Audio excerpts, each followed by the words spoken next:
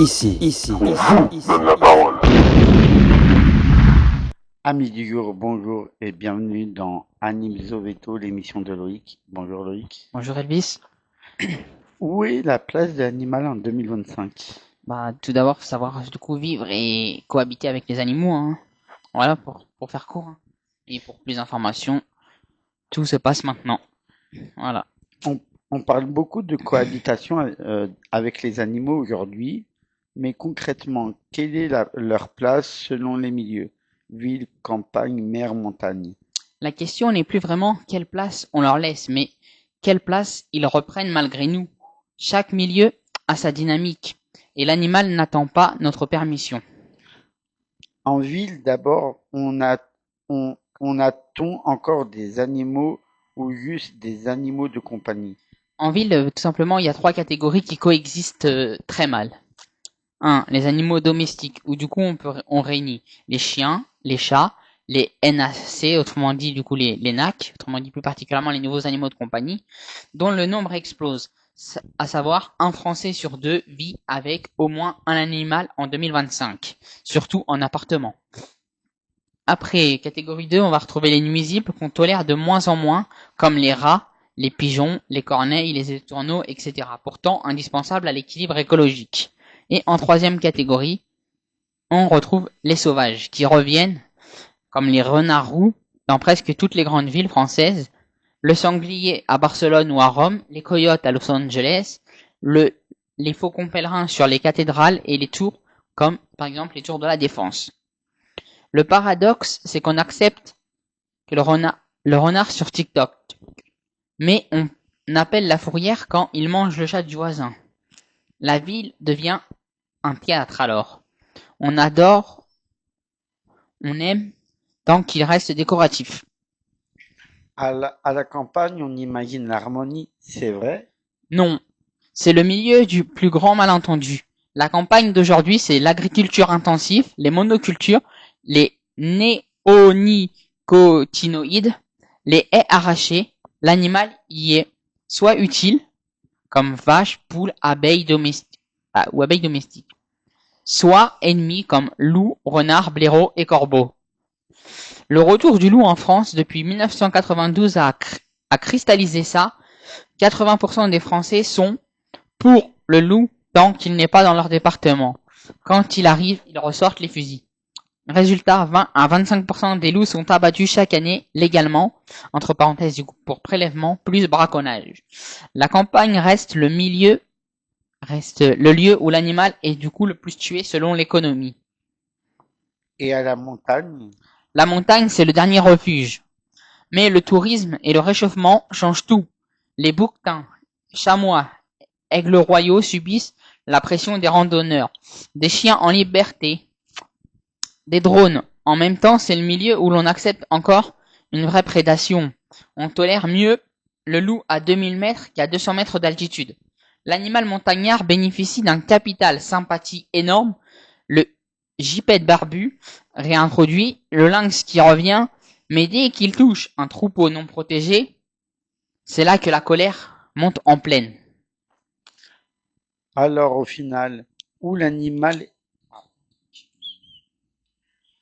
à la et à la mer? Et la mer alors? Il y a une autre phrase juste après.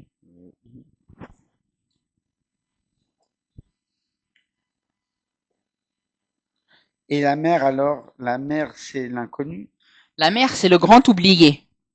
On parle des dauphins échoués, des baleines plastifiées, mais on oublie que 90% de la vie animale marine est invisible pour nous.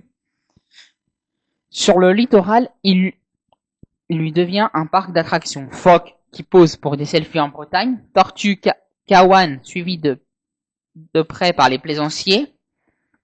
Mais le drame, c'est qu'on humanise les animaux marins au moment précis où on les tue le plus.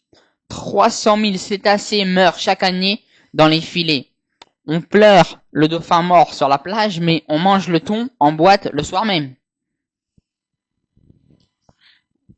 Alors au final, où est la place de l'animal? Nulle part et partout. Il n'y a plus de bon milieu. La ville l'exotise. La campagne l'utilise. Ou le combat. La montagne, le folklore. La mer l'ignore. Le seul endroit où l'animal est vraiment à sa place aujourd'hui, c'est dans nos mondes imaginaires.